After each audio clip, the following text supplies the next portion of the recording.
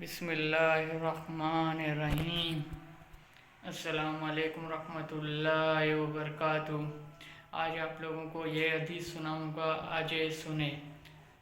یہ حدیث ہے کہ گناہوں سے دل میں آگ جلتی ہے جب آدمی اللہ تعالیٰ کا خیال نہیں کرتا ہے اور اس کی نافرمانی کرتا ہے، اس کے احکامات کو نظر انداز کر دیتا ہے، تو ان نافرمانیوں کا براہ راست اثر اس کے دل پر ہوتا ہے، اس کے دل میں آگ جلتی ہے۔